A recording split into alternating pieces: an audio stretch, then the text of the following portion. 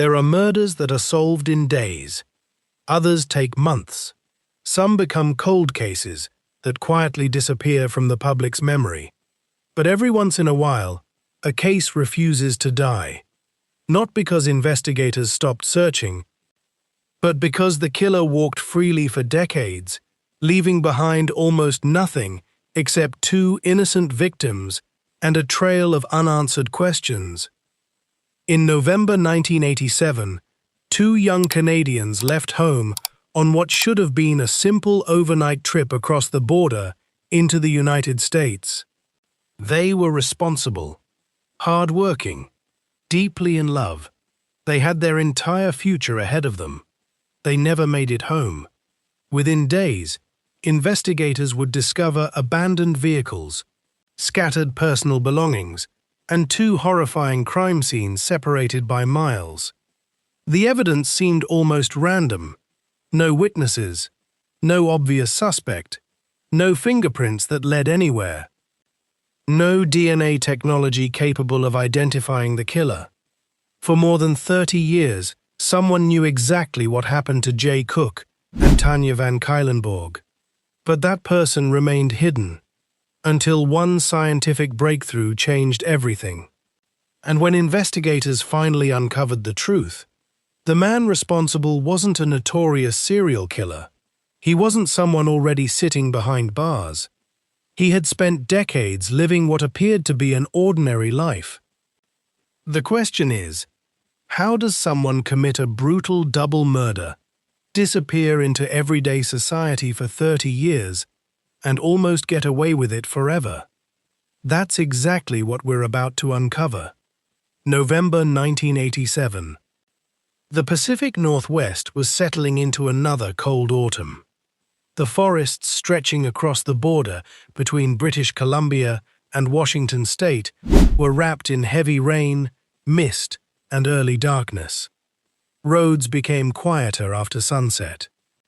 Small towns seemed isolated. It was a region where people often crossed the border without much concern. For many families living in British Columbia, driving into Washington wasn't unusual. It was simply part of everyday life. For 20-year-old Jay Cook, life was filled with optimism. Friends described him as dependable, quiet but friendly, someone who enjoyed working with his hands and rarely looked for trouble. He wasn't reckless. He wasn't the type to make dangerous decisions just for excitement. He believed in doing things the right way. His girlfriend, 18-year-old Tanya van Cuylenborg, shared many of those same qualities. Bright, kind, thoughtful. She came from a loving family who believed she had an incredible future ahead of her. People who knew Tanya often remembered how caring she was. She had an easy smile, a calm personality, the kind of person who made others feel comfortable.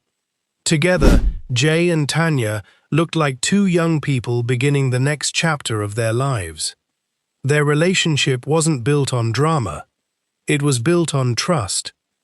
The kind of relationship families approved of. The kind of couple everyone assumed would have many more years together. Neither of them could have imagined that one ordinary favor would become the final journey of their lives. It started with a simple request. Jay's father needed a furnace part delivered to a business associate across the border in Washington State. Instead of using a shipping company, Jay volunteered to drive it himself. The trip wasn't expected to take long. Just a quick drive into Washington. Deliver the part, stay overnight, and return home. Nothing about the request sounded dangerous. Nothing about it suggested the nightmare that was waiting. Tanya decided to come along. For them, it wasn't just an errand. It became a small adventure together. A chance to spend time on the road, to enjoy each other's company, to imagine the future waiting for them after the weekend. They packed lightly. They carried personal belongings, some gifts, a camera, Every item suggested two young people expecting to return home within a day. Their families had no reason to worry. The couple climbed into Jay's van and began driving south. As they crossed into the United States on November 18, 1987, nothing seemed unusual. Border crossings at that time were far less restrictive than they are today. The crossing was routine. No alarms, no suspicion, no indication that this would be the last confirmed sighting of them alive. Think about that moment for a second. Every missing persons investigation has a point where life quietly divides into two timelines. The last normal moment, and everything that follows. For Jay and Tanya, that invisible line had already been crossed. They just didn't know it yet. Somewhere beyond that border, someone was about to enter their lives. Someone they had never met. Someone who would forever change countless families. But who? The trip should have taken only a few hours. Instead, communication stopped. No phone calls. No arrival confirmation. No return home. At first, no one panicked. Road trips could take longer than expected. Cars could break down. Plans sometimes changed. But as hours turned into an entire day, the silence became impossible to ignore. Families began calling around. Friends hadn't seen them. Businesses hadn't heard from them. No one knew where they were. Then came the first discovery. Not the couple, just their vehicle. Jay's van was found abandoned in Bellingham, Washington. It wasn't wrecked. It hadn't been burned. It simply sat there, empty, almost as if whoever had been driving simply vanished. Inside the vehicle, investigators noticed something unsettling. Personal belongings remained. There were clues suggesting the trip had been interrupted unexpectedly. People don't usually abandon their only transportation hundreds of miles from home without a reason. Especially responsible young adults. If they had willingly left the van, where had they gone? If someone forced them out, who? Police now faced more questions than answers. Then another discovery complicated everything even further. Not far away, Tanya's wallet appeared, but it hadn't been stolen. Money remained inside. Identification was still there. Robbery suddenly seemed less likely. If money wasn't the motive, what was? Investigators searched desperately for witnesses. Someone had to remember seeing a young Canadian couple, a gas station, a restaurant, a motel, anything. Yet every lead faded almost as quickly as it appeared.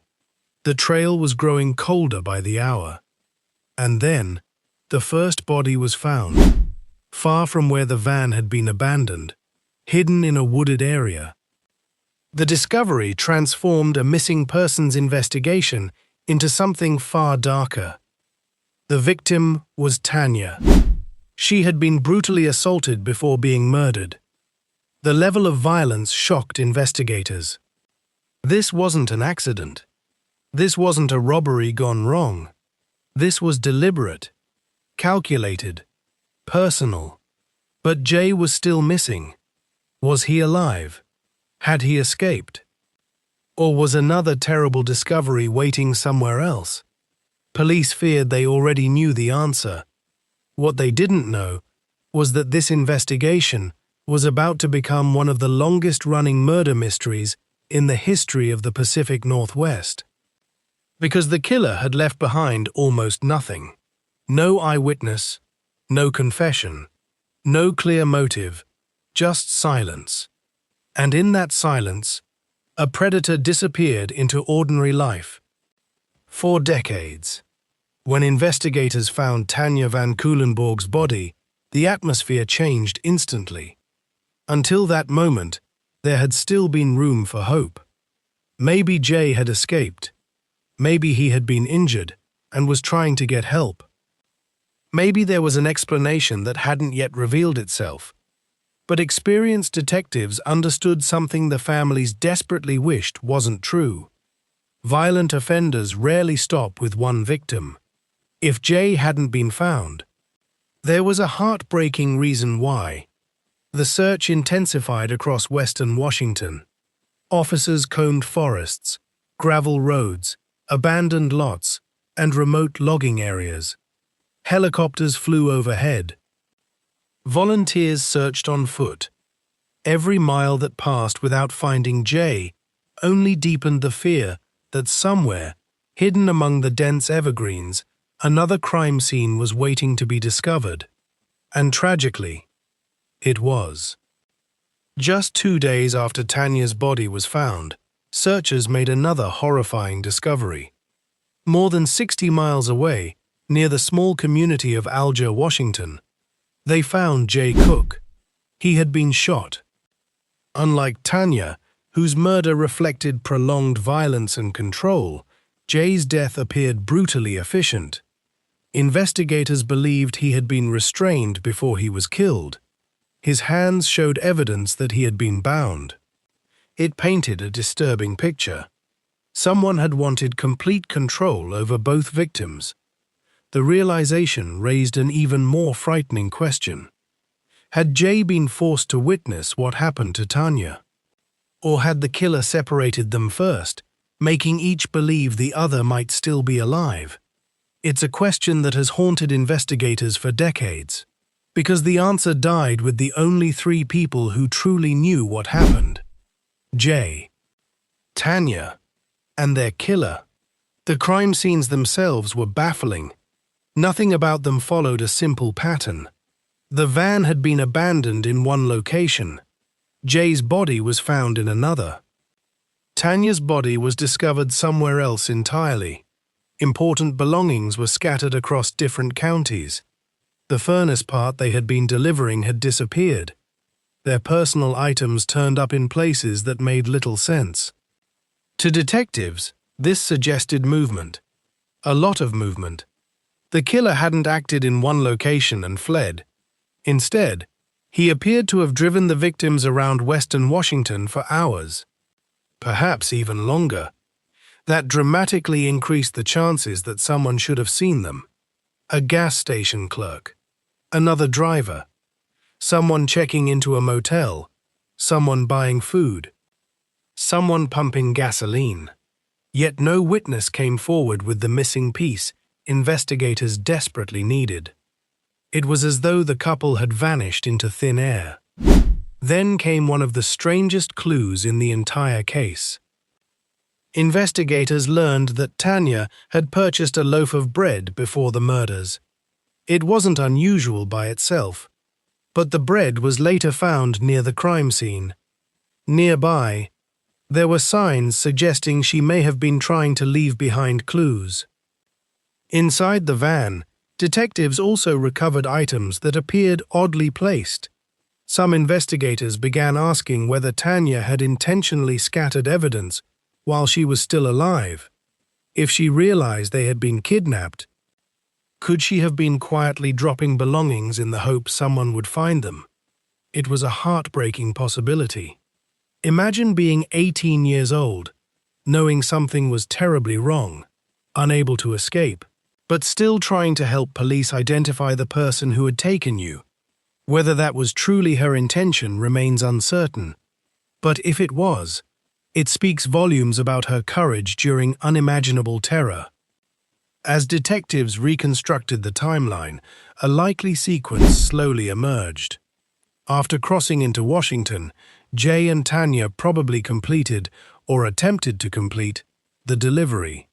Somewhere afterward, their path crossed with someone else. Someone dangerous. Someone who managed to gain control of both young adults. That alone puzzled investigators. Jay was a healthy 20-year-old man. Why didn't he fight? Why wasn't there evidence of a major struggle? One explanation was that the attacker used a weapon immediately. Another possibility was deception. Criminal psychologists often point out that many violent offenders don't rely on physical strength alone. They rely on surprise, manipulation, authority. Sometimes victims comply in the first moments because they believe cooperation will keep everyone safe. If someone approached Jay and Tanya pretending to be law enforcement, or claiming there had been an accident, or asking for assistance, those precious first seconds could have changed everything. Once control is established, escape becomes far more difficult, especially when two people are trying to protect each other. Investigators also noticed something unsettling about the locations themselves. These weren't random city streets filled with witnesses. The killer seemed comfortable navigating isolated areas, logging roads, wooded pull-offs, quiet, rural locations, places where very few people would pass after dark. That suggested familiarity. Whoever committed these murders likely knew Western Washington extremely well. Perhaps he lived nearby, worked nearby, or spent significant time driving through the region. He didn't appear lost. He appeared confident, almost methodical. That confidence would become one of the investigation's most important psychological clues, because people rarely commit crimes in unfamiliar places unless they're desperate. This killer wasn't desperate. He seemed prepared. As forensic teams processed every inch of evidence, they collected what, at the time, seemed like ordinary biological samples: hair fibers, fingerprints, trace evidence. And one critical piece investigators hoped would someday identify the attacker: DNA. Today, that sounds routine. In 1987, it meant almost nothing. Modern forensic DNA profiling was still in its infancy. The technology detectives rely on today simply didn't exist. They carefully preserved the evidence anyway, not because they knew how it would help, but because they hoped future science might. It was a decision that would eventually change everything, though no one could have imagined it would take over 3 decades. Meanwhile, fear spread across the Pacific Northwest. The murders dominated local headlines. Parents warned their children about traveling alone.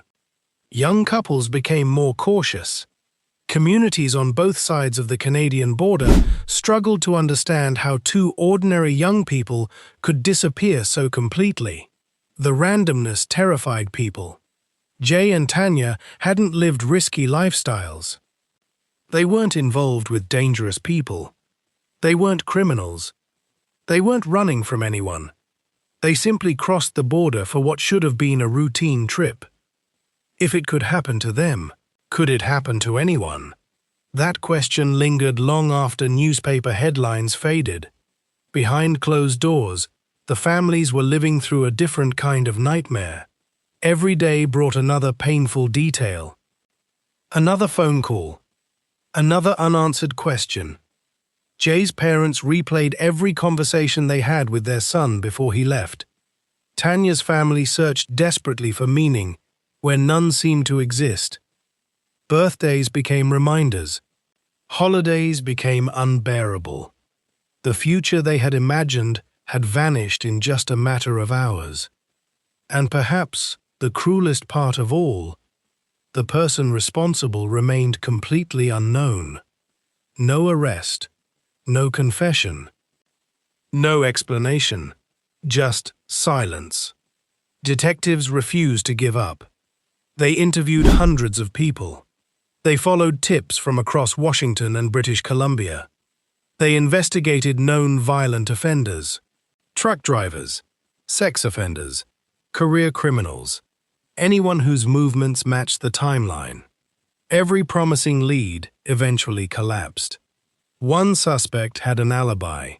Another failed forensic testing. Others simply didn't fit the evidence. Years passed. Then more years. The case slowly entered a category investigators dread the most: a cold case. Not because anyone stopped caring, But because every available lead had been exhausted, some murders are difficult because there's too much evidence. This one was difficult because there was almost none. It seemed as though the killer had committed the perfect crime. But hidden away in an evidence locker, one tiny biological sample continued waiting. Waiting for technology that hadn't yet been invented. Waiting for a future detective who would look at the same evidence with completely different tools. The killer believed time was protecting him. He couldn't have known time was quietly becoming his greatest enemy. For most murder investigations, the first few days are everything. Witnesses still remember faces. Security footage still exists. Evidence is fresh. But once weeks become months, and months become years, the chances of solving a case begin to disappear. By the early 1990s, that was exactly what had happened to the murders of Jay Cook and Tanya van Cuylenborg. The initial shock had faded from newspaper headlines. New detectives had taken over. Leads that once seemed promising had ended in disappointment. The evidence boxes grew older. The files became thicker. And somewhere out there, the person responsible continued living his life. Perhaps he had started a family. Perhaps he had changed jobs. Perhaps he drove past police officers every day without giving them a second thought. If he ever thought about Jay and Tanya, he likely believed one thing above all else. He had gotten away with it. But murder investigations have a strange way of refusing to stay buried. Sometimes they wait, patiently, for science to catch up. Years turned into decades. Every so often, the case would return to the desks of cold case detectives. Fresh eyes would study the photographs. Investigators would spread maps across conference tables once again. They retraced the couple's final known movements. They revisited abandoned theories. They re-interviewed witnesses who were now much older. Each detective hoped they would notice something everyone else had missed. Yet, every review ended the same way. No suspect, no confession, no breakthrough, only questions. How had the killer gained control of two young adults? Why were the crime scenes spread so far apart? What happened during the many hours Jay and Tanya remained alive after disappearing? And perhaps the biggest question of all, who could vanish so completely after committing such a brutal crime? As technology advanced through the 1990s, investigators revisited the forensic evidence. DNA profiling had become far more sophisticated than it had been in 1987. The biological evidence recovered from Tanya's clothing was tested again. This time, scientists successfully developed a DNA profile belonging to the unknown male responsible for the assault. For detectives, it felt like finally seeing the outline of a ghost. The killer now had a genetic fingerprint. But there was one devastating problem: no name. Investigators entered the DNA profile into law enforcement databases, hoping for an immediate match. Nothing. They searched again. Nothing. Years later, still nothing. The killer had never been arrested for another crime serious enough to place his DNA into the system. It was as though he simply didn't exist. That discovery forced investigators to rethink everything. What if they had been looking for the wrong kind of suspect? Many believed the killer had to be a violent serial offender, someone with an extensive criminal history, someone already known to police. But the DNA suggested otherwise. If he wasn't in the database, perhaps he had lived an outwardly ordinary life. Criminal profilers began exploring another possibility. Some violent offenders commit one devastating crime and never offend in the same way again. Not because they become good people, but because circumstances change. They move, they marry, they age. or they simply become better at hiding who they truly are. It was a chilling thought. Could the man responsible have been living quietly among neighbors who had no idea what he had done? Could someone who appeared completely normal be carrying a secret that had haunted two families for decades? Meanwhile, the victims' families never stopped searching for answers. Every anniversary reopened old wounds. Every holiday came with an empty chair at the table. Friends married, had children, built careers. Jay and Tanya remained forever 20 and 18 years old, frozen in time. Their photographs never aged. Their dreams never had the chance to become reality. For the families, justice delayed wasn't just frustrating. It was deeply personal. They had buried their loved ones, but they had never buried the questions. By the early 2000s, another revolution was quietly taking shape. It wasn't happening inside police departments. It wasn't even happening inside crime laboratories. It was happening online. Millions of people had begun submitting their DNA to genealogy services. Most wanted to learn about their ancestry. Some hoped to find distant relatives. Others were simply curious about where their family had come from. Few realized they were creating something entirely new, a massive genetic family tree, one that would eventually become one of the most powerful crime-solving tools ever invented. At first, detectives weren't sure whether this technology could help criminal investigations. There were legal questions, ethical debates, technical challenges. But one thing became increasingly clear. Even if the killer himself had never submitted his DNA, what if one of his relatives had? That single idea would change homicide investigations forever. Then, in 2018, history was made. Just months earlier, investigators in California had identified the man believed to be the infamous Golden State Killer using a technique called investigative genetic genealogy. For decades, he had escaped capture despite leaving DNA at multiple crime scenes.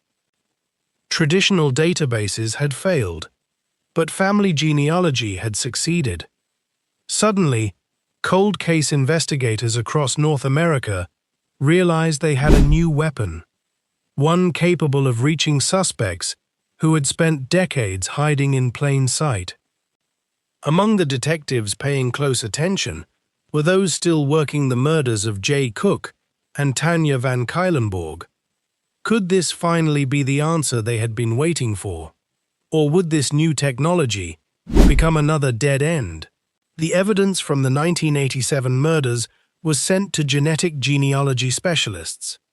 Instead of searching for an exact DNA match, they searched for distant relatives, perhaps a third cousin, a fourth cousin, someone who shared just enough DNA to begin building a family tree. The process was painstaking. Genealogists examined birth records, marriage certificates, census records, obituaries, military records, public archives stretching back generations. They weren't looking for one person. They were eliminating thousands, branch by branch, family by family. Every connection brought them a little closer to someone who fit the evidence. A white male, the right age, living in or connected to Western Washington in 1987. The family tree slowly narrowed, then narrowed again, until eventually only one name remained. A man who had never appeared on investigators' radar. A man with no history that screamed double murderer. A man who had lived for decades, believing no one would ever come looking for him. His name was William Earl Talbot II. For detectives, the moment was electrifying. But a family tree wasn't enough to make an arrest. They needed one final piece of proof. They needed his DNA. Without alerting him, without giving him the chance to disappear. So investigators began quietly watching him, following his routine, waiting for an opportunity. They knew that people leave traces of themselves everywhere. A discarded coffee cup, a napkin, a tissue, a plastic straw. Any object carrying saliva could reveal the truth. The question wasn't whether Talbot would leave behind DNA. The question was, would it match the evidence that had waited silently inside an evidence locker for more than 30 years? The answer would either solve one of the Pacific Northwest's most haunting cold cases, or send investigators back to the very beginning. And as detectives prepared for the final test, they had no idea that they were only days away from confronting a man who had spent over 3 decades believing justice would never catch up to him. For 30 years, the murders of Jay Cook and Tanya Van Cuylenborg remained one of Washington State's most painful unanswered mysteries. Families waited, detectives waited, a community waited. And somewhere in the middle of all those years, the person responsible continued living an ordinary life. His name was William Earl Talbot II. To the people around him, he was not a monster. He was not someone who appeared dangerous. He worked. He had relationships. He lived in a community where neighbors saw him as just another person going about his daily routine. And that is often what makes certain criminal cases so disturbing. The most frightening offenders are not always the people who look frightening. Sometimes they blend in. Sometimes they are the person nobody would suspect. When investigators first began focusing on Talbot, they did not have the luxury of knowing the answer. They only had a genetic trail, a family connection, and a question. Could this ordinary-looking man really be the person who had haunted 2 families for 3 decades? Detectives began quietly collecting DNA evidence from Talbot. They did not approach him immediately. They watched. They waited. They needed confirmation. Because accusing the wrong person after 30 years could destroy an investigation that had taken decades to rebuild. Eventually, investigators obtained a discarded item connected to Talbot. The DNA recovered from that item was compared with the DNA found in the original crime scene evidence. The result was the moment everyone had been waiting for. The profiles matched. After more than 30 years, the unknown man from 1987 finally had a name: William Earl Talbot II. The investigation that had gone silent for decades suddenly came alive again. On April 19, 2018, authorities arrested Talbot. The man who had spent years believing the past was behind him was suddenly forced to face it. The evidence that had once been impossible to use had become the very thing that brought him back into the spotlight. But an arrest only begins the final chapter. The next question was even more important. Why? Why would someone target Jay and Tanya? What caused a person to commit such a brutal act against 2 strangers? And had there been warning signs hidden in his past? Investigators began examining Talbot's background. They searched for connections, patterns, anything that could explain what happened in November 1987. But one of the most difficult realities in criminal psychology is this: there is not always a simple explanation. People often want a motive that makes sense, a clear reason, a single event that explains everything. But violent crimes are rarely that simple. Experts studying offenders often look at several factors: opportunity, control, fantasy, impulse, personality traits. The desire for power over another person. In cases involving sexual violence, the motivation is often not simply physical desire. It is frequently about domination, humiliation, control. the offender attempting to completely overpower another human being. And that understanding changes how investigators view the crime. Because Jay and Tanya were not victims of random bad luck. They were victims of someone choosing to harm them. As prosecutors prepared their case, they focused heavily on the evidence. The DNA connection was the foundation. But investigators also worked to reconstruct the events of 1987, the timeline, the locations, the movements, the choices made by the killer. Somewhere after Jay and Tanya crossed into Washington, their lives intersected with Talbot's. That meeting changed everything. The couple who had planned to return home became the center of a decades-long investigation. The families who expected phone calls received devastating news instead.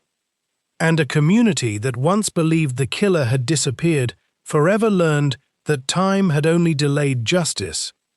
But even with the arrest, one painful reality remained. The families would never get back what they lost. A conviction could provide answers. It could provide accountability. But it could never restore birthdays that were missed, conversations that never happened, dreams that never became reality. Justice can close a case, but it cannot erase grief. In court, the details of the crime were presented. Prosecutors described how the evidence connected Talbot to the murders. The defense challenged aspects of the investigation, but the DNA evidence became the central focus. After decades of uncertainty, the question that had haunted investigators finally had an answer. The unknown killer had been identified. The mystery had been solved. But the courtroom was not only about proving who committed the crime. It was also about remembering who the victims were. Because behind every investigation file, behind every newspaper headline, behind every piece of evidence, there were two human beings, Jay Cook and Tanya van Cuylenborg. In June 2019, after hearing the evidence, a jury reached its decision. William Earl Talbot II was found guilty of murdering Tanya van Cuylenborg.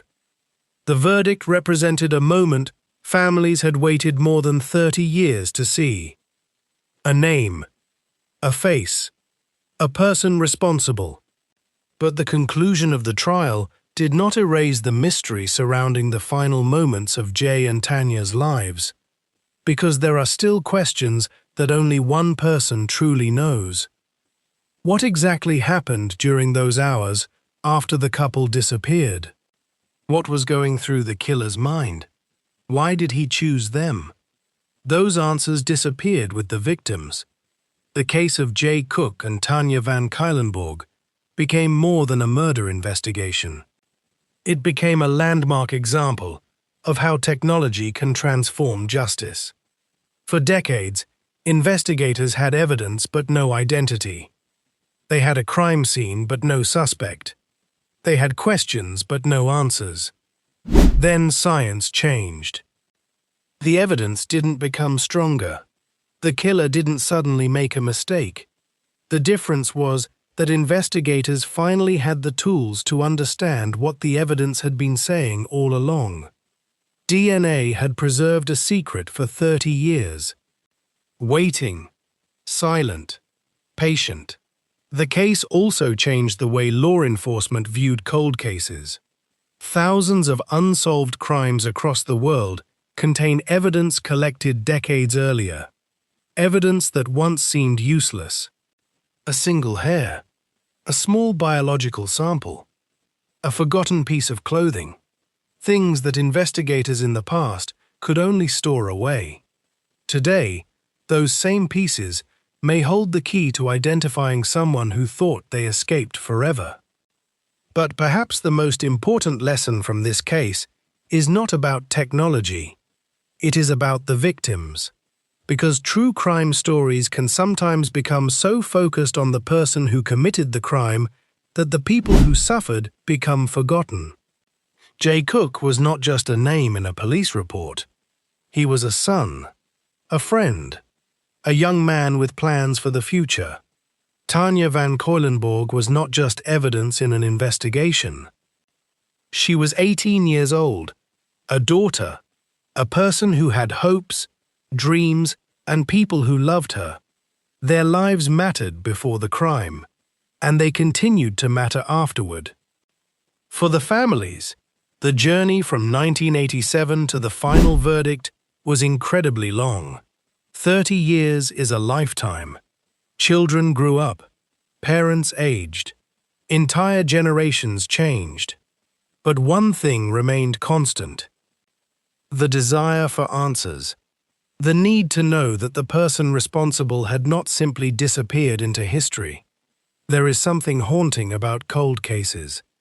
They remind us that time does not always erase the truth. Sometimes it protects it. Sometimes evidence waits patiently until the world catches up. The killer may believe years will make people forget. But investigators remember, families remember, and science remembers. The story of Jay Cook and Tanya van Cuylenborg began with an ordinary road trip. Two young people crossing a border. A simple journey. A normal day.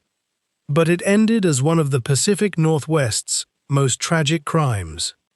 And decades later, it left behind a powerful reminder. Every victim has a story. Every piece of evidence has a purpose. And sometimes, the past is never truly gone. Because somewhere, hidden beneath years of silence, the truth is still waiting to be found. Their names are remembered. Their lives are remembered. And after more than 30 years, justice finally found its way home